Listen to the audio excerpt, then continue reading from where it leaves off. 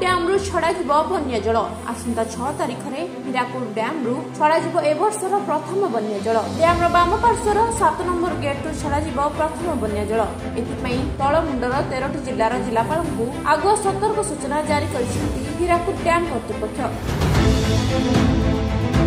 उपरमुंडर inflow देखि समुदाय केतोटी gate खोला से नहीं सही दिन ही निष्पत्ति हीराकुद डैम मुख्य जंत्री सूचना देइछन्ति। हीराकुद जल भंडार सर्वोच्च जलधारण क्षमता 630 फुट रही बेले आज जलस्तर धीरे धीरे वृद्धि पाई 603.02 फुट रे पहुंची सारी। तेज वर्तमान प्रति सेकेंड रे 69,487 क्यूसेक जल भंडार को प्रवेश करुछि। तेज आसंता 6 तारिख रविवार दिन प्रथमे पूजार्चना पर गेट खोलिबा को निष्पत्ति निया जायछि। पाणीपाग विभाग सूचना अनुसार आगु वर्षा थिबारु एही निष्पत्ति होइछि।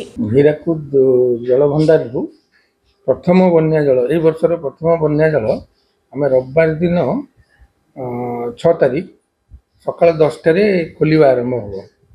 ता पूर्व आमर जहाँ पूजा अर्चना करी आम आग 7 नंबर गेटा खोलू तापर जो दरकार पड़ला अलग गेटा खोला हो।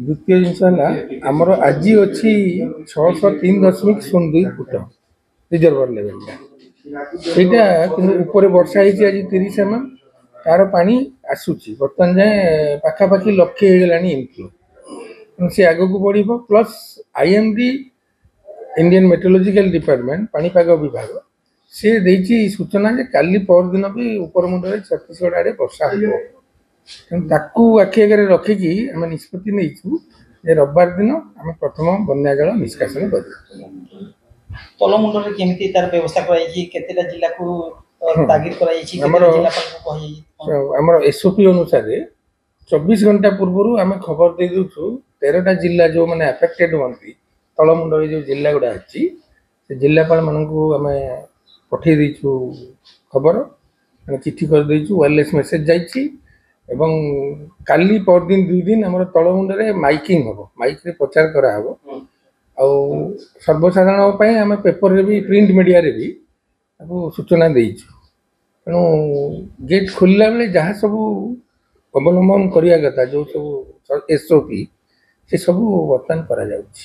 गत वर्ष अपेक्षा ए वर्ष आगुआ बन्या जल प्रथम बन्या जल निष्कासन करा जाउछि केमि तार रोइला कोन तार हां से एक्चुअली गत वर्ष डेरी रे वर्षा हेतला इनफ्लो टिके डेरी रे आस्तला तेणु हम जुलाई 28 रे खोलतिली तेणु एथर जुलाई 6 तारिख रे हम खोलिया को दरकार पड़ुछि कारण आम जुलाई 31 सुधा 605 रे रखू वाटर लेवल 605 ऊपर को बढ़ा हेनी आमको अच्छी रूल कर्व अनुसार तो आहरी कम अच्छी कि आमको स्पेशल गोटे पावर दिखाई 605 रे रखू।